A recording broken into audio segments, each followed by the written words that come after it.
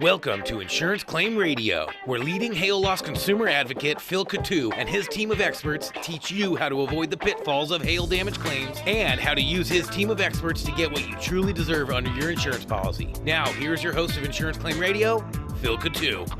Hi, this is Insurance Claims Radio. I'm your host, Phil Coutu. Currently, I own RooftopRoofing.com, PowerAdjusters.com, PowerAppraisers.com, and a host of other companies. We're got a crew today that's very experienced. We got Mike Neely, formerly of Pro Roof Solutions, heading over to Rooftop. We've got Ed Neely. He's the owner and he's an attorney. Ed Levy, actually, but what did I say? Neely. Hey, that's my name. Hey, that's Neely. Listen. We've got, let's say it again. We've got Ed Levy, Atlas Law Group. He's an insurance attorney that's president. We've got Stevie Solomon, former shingle manufacturer rep. He's got a lot of experience when it comes to figuring out what type of shingle you have, what type of shingle is the best, that type of thing. We're a show that's designed to help the consumer, adjuster, public adjuster, insurance appraiser, anybody in the business of insurance kind of navigate issues with their claims. Primarily, we're running out of Colorado right now, so we're talking about hailstorms and the damage associated with hailstorms. Any other claim too, also revolving around in Colorado. Myself, I am nationwide. I'm a public adjuster, appraiser, a roofer, and a regular adjuster as well.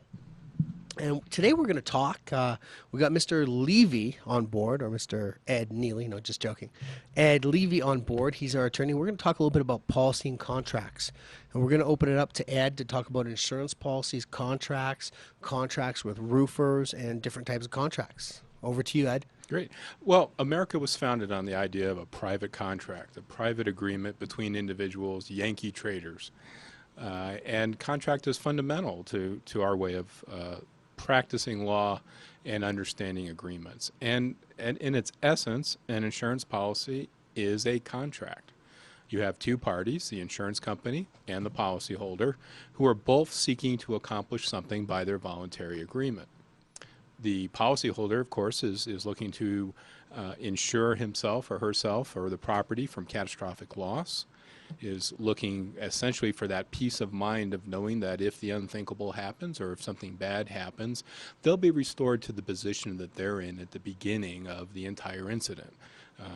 Almost like it never happened, to try to restore and rebuild their lives, because a person's home, a person's business, a person's commercial building is a very important and very expensive component of their life, and it could be financially devastating if it weren't insured.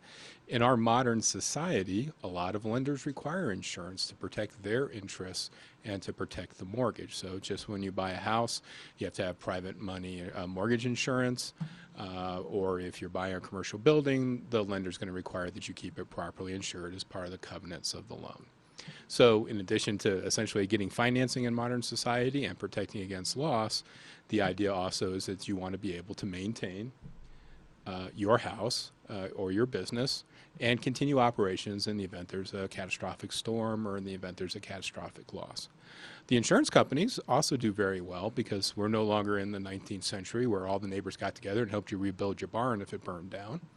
And their goal is to cover adequately all their losses, to have reserves to make sure that if there's one person out of 10 who has damage, that person gets compensated, and then to take the rest of the funds, if you will, and invest it wisely and get a return on those funds to help cover the balance of those losses and make their money.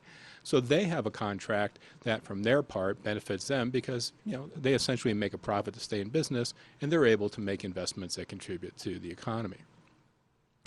The question becomes, though, is what is that contract, and what is the interpretation of the contract, and what are some of the other motives? The insurance company is dealing with the unexpected. They have to cover virtually every contingency, almost like that famous set of commercials, here's the rhinoceros that went through your living room kind of situation. They have to have their experience in a deal and address virtually every contingency. So their contracts tend to be somewhat vague, or they tend to be somewhat general enough to cover all of those issues. Okay, so we're going to pick this up in a few seconds here. We got to take a break. I'm your host, Phil Coutu. You're live with Insurance Claims Radio. You can reach us at rooftoproofing.com or text us 720-296-3492. Office is 303 303-997-4247. You're listening to Insurance Claim Radio. Be sure to stay tuned. We'll be right back after these important messages.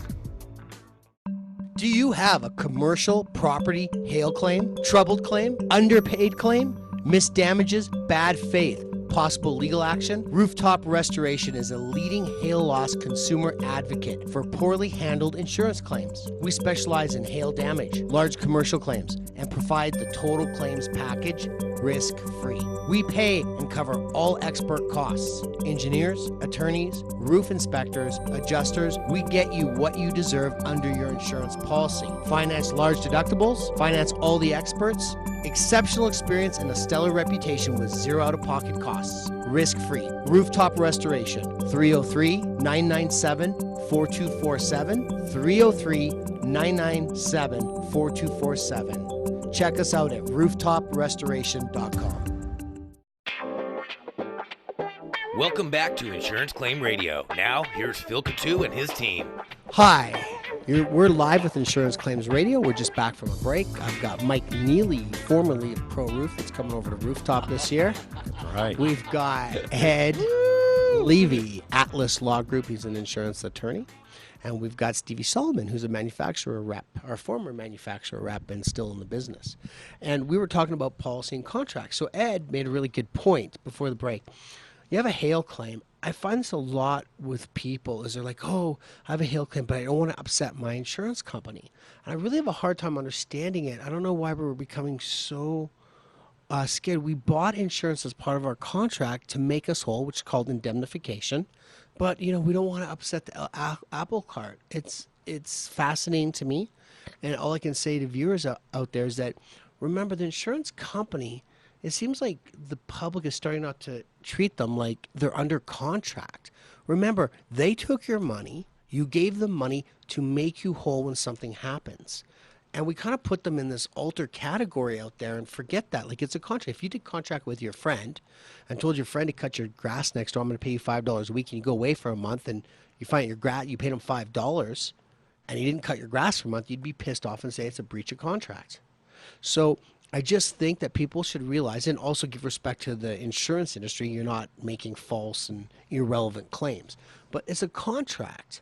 And so I think that when you have a legitimate claim, now if you have a small claim, I tell people, listen, we get small claims and we get like a $3,000-$4,000 claim with our company because somebody does something silly. I'm just going to pay that out of pocket because I don't want my claims loss run. I could file an insurance claim for it, but that's a commercial contract. It can be raised, canceled. It's not worth it for me on a contract like that. But in a homeowner's claim, you don't want to file something for $1,500, $2,000. You might have $1,000 deductible, yada yada. But it's you have a right to hold your insurance company accountable. And the other thing is sometimes, what happens if the insurance company doesn't pay all of the money? People are like, well, I don't want to upset them. I might get canceled. Well, let's tell the public there's many insurance companies out there. They shouldn't cancel you for fighting your claim, but they can do non-renewals on that. There should be a legitimate basis, but even so, there's hundreds and hundreds of insurers to go to. And if you have a legitimate claim that's sizable, there's no reason you shouldn't get proper representation like the people sitting at this table. And it's a contract, though. It's okay if you butt heads. When I have contracts with our roofers, when I'm under contract as a public adjuster, sometimes there's disagreements, so you just work through them. That's the same with insurance. Well, I think to follow up on that, a lot of policyholders don't want to upset their insurance company. They don't want to seem like they're trying to take advantage of their insurance company. And they think somehow if they agree to take something less or something more reasonable or fair, that the insurance company won't be mad at them, one, and cancel them. Or two, that they're being reasonable. And I think studies of negotiation have shown that this is called a deferral to authority, because in the insurance world, the insurance company has a great degree of power, a great degree of authority, has a bunch of experts on staff, and your average homeowner, your average building owner is not going to be in a position to even dispute that. If they say it's X and they're going to pay us, $5,000, well, that must be the right number, because they wouldn't try to work with me. And that's where you need a group of professionals to say, wait a minute, the policy says this. And we're not trying to take advantage of the insurance company. We're just trying to get what the insurance company should pay, that they expect to pay based on this type of loss or based on your actual damage. And when that happens, it's actually good for both sides because the insurance company gets real feedback as to what the actual loss amount is. And of course, the policyholder actually gets their damage repaired, which is all anybody wants in the first place. So Ed, it's important that we understand and read our policies, right? I mean, that'd be the thing. And the reason that we want to do that is because you need to know your coverage, and you also need to know your exclusions in that policy and how to apply them to your new coverage or whatever it might be. And those can change from year to year. I mean, each storm, we've got that. And so, one of the other things, there's different type policies that are out there. And so, I think, and most of us don't know that, we have policies that may be, 20 pages, but realistically there may be 30 or 35 pages to that policy. So sometimes we have to go in and ask for a complete and certified copy of their whole policy in order to find out what it truly says.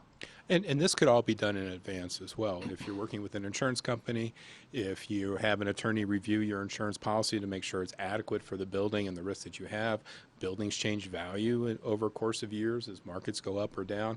It doesn't hurt to really review your insurance package with a licensed insurance professional and with an attorney to make sure that you're adequately protected or covered. Yeah, it's up to you to know your own coverage. Absolutely. And that's also a difficult thing, finding the right professional. That's why we did this show. It's to inform the consumers, also part of our business marketing, that we have very astute professionals on this show. I'll speak a bit about Mike. I've known Mike for 10 plus years. He's been in the roofing business for 20 plus years, the contracting business for 30 plus years, and he's handled thousands of residential claims. I've got many wins, and we've worked on some commercial claims together. I specialize in commercial claims. Ed Levy, he specializes in insurance. He worked for an insurance law firm previous. He's on his own now. He's handled many claims, and it's very important. This business is a niche business, and you really need somebody who lives and breathes it, whether it goes to the attorney, it goes to the public adjuster, it goes to the roofer. And it's highly important. You don't know how many cases I see out there with other public adjusters that are messed up. I come across roofers that are messed up. So it's very important to get those people. If you get a really good, solid team, the win ratio sitting at this table are in the high 90 percentages, and that's what's important. Also, we've seen a lot of contracts changing in the industry. That's another reason that you need a professional. The coverages, let's face it, you guys, I haven't seen too many insurance policies increasing coverage, but over the last 30 years of my career, I see the coverage slowly decreasing, eroding. The insurance, it's a contract of adhesion. They have the upper hand, the insurance industry, and they can rate very well. And it's really hard sometimes to understand the insurance policies. It's got a little bit of double speak in it, and it takes things out, put things out. Well, in terms of art, and like I said, they tend to be general. And you're right, the insurance policies are limiting coverage as much as they can, and it's up to the policyholder to say, wait a minute, I need this type of coverage. I need this to be covered as opposed to a cosmetic exclusion or something. A perfect example to watch out for, I see it all the time now, they have cosmetic exclusions. What's a cosmetic exclusion? Everyone goes, I save, a few points off my insurance. But I run into them, and a lot of times I can get around them because they're not properly worded. That's my specialty, being an adjuster, as I can say, you know what, that's ambiguous and get around it. But cosmetic exclusion is telling you if you got, 2-inch hail and it comes and hits your metal roof and puts all kinds of dents in it, we're not paying for it. Then you have these percentage deductibles. I got one right now. It's a $9 million church, and they got a 2% deductible, and they've got a pretty high claim, and they're realizing they have $180,000 out of pocket on a $500,000 claim. That's problematic. People think, well, I thought it was just 2% of the claim. It's 2% of what your insurance policy is based on, the property or the risk. Other exclusions is ordinance and law. I'm finding policies that have no ordinance and law. Just code upgrade, right? Which is another word for it's code upgrade. And we get into this stuff. We get into this, and I'm like, sir, but, we're replacing your roof. You've got boards as decking. and they've got spaces more than a quarter, eighth of an inch, whatever. The manufacturer won't let us go over it. You got to redeck it all, but you have no ordinance in law. It's going to be $80,000 out of pocket for your $400,000 or $500,000 claim on your commercial building. Oh, and by the way, though, you need to put a park up there. You need to have a green roof. Gosh. You need to upgrade the electrical so that you can handle electric vehicles. You need to do this, this, and this, which is now a new requirement since you're replacing your roof. Right. So if And you who's willing to spend $100,000 to do that? Oh, yes, I've had ones that are $300,000. Now, we're probably going to have a whole show on the green roof issue, which primarily is Denver County, I believe, right? Right. We'll have a show about that, about how things are changing, and some of these wacky rules that are getting passed, right? But this is why you need to engage experts who are familiar with the current law, familiar with the current case law, familiar with the law and ordinances that are required. Right. And the beautiful thing is that if you have a proper policy, you can get some to most to all of that covered. And that's why it would be very, very smart for commercial properties out there to consult with one of the guys sitting at this table. I do that as well, but consult with us and our league of representatives. I need more coffee, but because it's really important to have those coverage. And you might only pay 10% more, but you know how much you're going to save in the long run if you're in a hail belt. Now, there's times when also too you might not want some of those coverages. You're aware of a hail belt. You're living in Alaska. You know, it's really not going to come up. You're going to be paying for your roof cash out of pocket, so you're paying for cash. So there's times when you really need it and times when you don't. And you should be looking at your policy specifically designed for your property, your risk. So these insurance companies are going to pay for same like, same kind, right? So we have situations where this whole industry is kind of changing. There's a lot of mergers happening, a lot of different things like that. And maybe we can have Stevie talk about that a little bit. We're going to talk about it shortly because we're running out of time here. You're live with Insurance Claims Radio. I'm your host, Phil Coutu. I am a roofer, contractor, public adjuster. Our show is designed to help the consumer, to educate the consumer regarding insurance claims in Colorado. You can check us out at rooftoproofing.com. You're listening to Insurance Claim Radio. Be sure to stay tuned. We'll be right back after these important messages. Do you have a commercial property hail claim, troubled claim, underpaid claim, missed damages, bad faith, possible legal action? Rooftop Restoration is a leading hail loss consumer advocate for poorly handled insurance claims. We specialize in hail damage, large commercial claims, and provide the total claims package risk-free. We pay and cover all expert costs. Engineers, attorneys, roof inspectors, adjusters, we get you what you deserve under your insurance policy. Finance large deductibles, finance all the experts, exceptional experience and a stellar reputation with zero out-of-pocket costs. Risk-free. Rooftop Restoration, 303-997-4247, 303-997-4247. Check us out at rooftоprestoration.com. Welcome back to Insurance Claim Radio. Now, here's Phil Coutu and his team. Hi, we're live with Insurance Claims Radio. We're going to pick it up where we left off at the break. Over to you, Mike. So a lot of these manufacturers are kind of merging together, right? So they're becoming larger, or they have new technologies. I know that GAF just bought, 2 or 3 different type companies so they could, do a progression and better base for the consumer. Stevie, you being an manufacturer rep. Yeah, and he was a darn good one, by the way, and still is. But anyway, can you explain to them, what about materials and what about, maybe the warranties on them? How if you use a cheap product versus a good product, we have 1530 synthetic felt, Right. etc. Right. I mean, manufacturing is a big deal when it comes to roofing, right? I mean, we understand that what product you put on your roof is pertinent because the protection you're going to get. I mean, yes, we do have a lot of companies buying up each other. That's going to be a common thing that's happening because the industry is getting so big. But the idea is making sure that you talk to the professional. As I always defer to the contractor. Because, it's like, yes, we do have a lot of different products available, but for each roof is different. Each roof is going to be specifically designed, and the contractor can look at something and say, okay, dear homeowner, this is what we recommend for you, because they have a pretty good idea of putting on the product, and they have experience with the rep, because that's it. Everything falls into place, right? So for those of the homeowners listening, it's very crucial to understand that when you're talking with your contractor, that they're able to help guide you make the professional decision on your behalf to put the right product on your roof. We get to homeowners all the time who have done some research and they think they know a lot, but Miss Tree yesterday. I mean, here she had an Alcoa roof. They haven't made it in a long time, so we had to kind of push her over to a stone-coated steel, right? The cost is much higher. And of course, she was dead set on that the Decker stone-coated steel, right, Steve? Yeah, I mean, she was, right? I mean, she was the Alcoa. She was in her mind. She did all her research, and she spent almost, a month trying to look for this product that they don't even make anymore. But we had to explain to her, hey, listen, this is a better route for you to go. And because she trusted Mike and his expertise, that's what really sold the job for him. And well,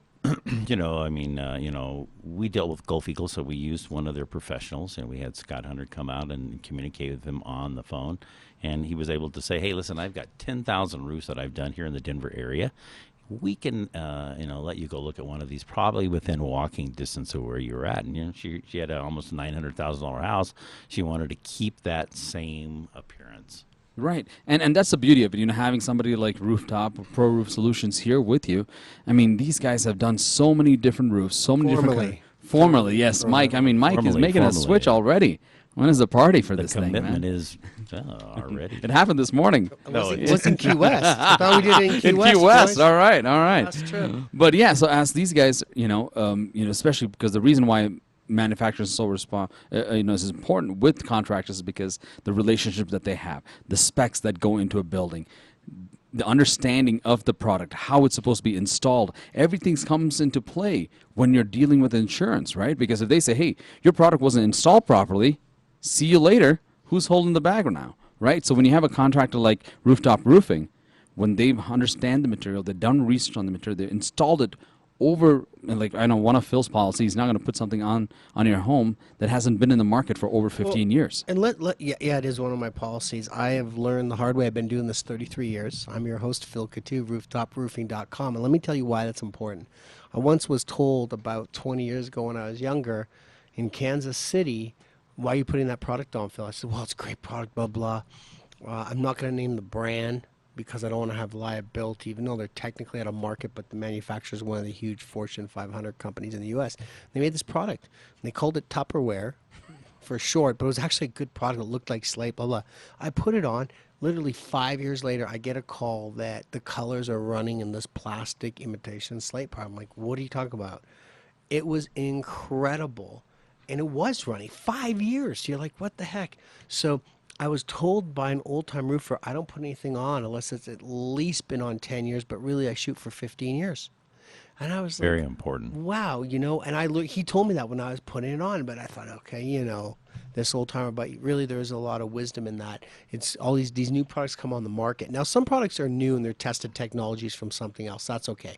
But most products sometimes aren't. And when you get a brand new kind of breaking industry product in roofing, do you really want to? You want to look at the pros and cons. Do you want to be on the bleeding edge? Right. There we go. On the bleeding edge. And that's really important. Another thing, I'll let all the viewers out there, sometimes you'll get different prices from roofers. And I've had this come up many, many times. And sometimes the insurance company say your roofer is being fraudulent. But there's different ways to do a roof. There's basically a platinum, gold, silver, and bronze way to do a roof. And the interesting thing is that a lot of times you got these insurance softwares and they're saying, well, this is the standard price in the industry. They're pegging in the middle. But if you're pegging something in the middle, maybe, it's not being done right because you're taking an average. And the reason I say that is there's studies out there anywhere from 75 to 90% of roofing contractors go out of business in 5 years. So let's just go with the lower stat, the 75.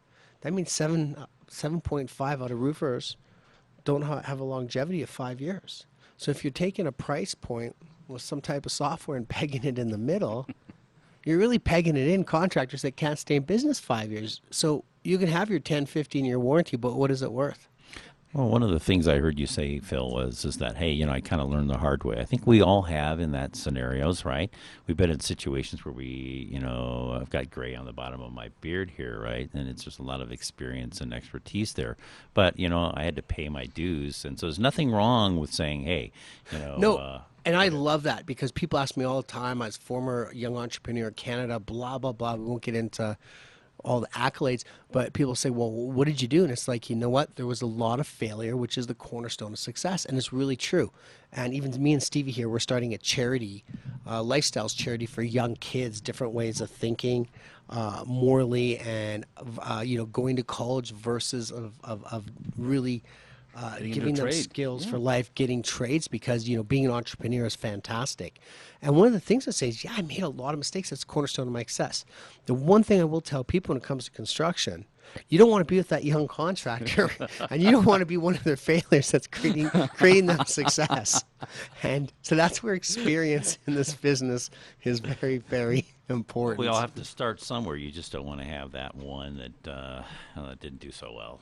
Right, but you don't want to be that one when your roof's leaking and they're closing up shop because they're learning on your roof. And I've got stories. Well, we should have it maybe the next show. Talk about the stories we're younger and some of the crazy things we did. Like, I'll leave everybody with this. There's one story where I was like, hey, it looks like it's to my partner Gabe. I'm 21 years old. It's like almost 30 years ago. I'm like, Gabe, it looks like it's bad storms today.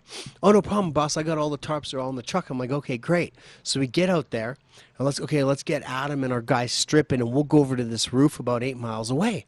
And so we go over to this roof 8 miles away, and that we had stripped and had dried in a few days before while our crew's stripping off this other roof. We're watching this big storm come along, and I'm like going, holy cow, well, we got all the tarps out there, and the storm's got to be like almost over 8 miles away where that house is we're doing. And I look in the back of our truck, and I'm like, Gabe, are those all the tarps in the truck? So, long story short, we raced over there 100 miles an hour. I can't believe we didn't get a speeding ticket. Got there, and my guys were standing with their arms in the air, and it had rained like 2 inches in 20 minutes. Oh. The whole roof was tore off, and I was like, oh, my God. And we're 21 years old. I'm like, okay. I guess let's just pack up and go to another city. We're so screwed. And the homeowner came home, and I'm waiting to get yelled at by the homeowner. And because it rained so hard, and they didn't use H clips on the plywood, 95% of the plywood jumped the plywood all the way down to the gutters. I went in the attic. It was phenomenal. There was some water in the attic. It didn't get through the 12 inches of insulation. Nobody ever knew. And I was like, oh my Lord, I thought we probably had a $50,000 to $100,000 claim on our hands. So that's what you mean, what I'm talking about. You don't want to learn at a roofer's failure.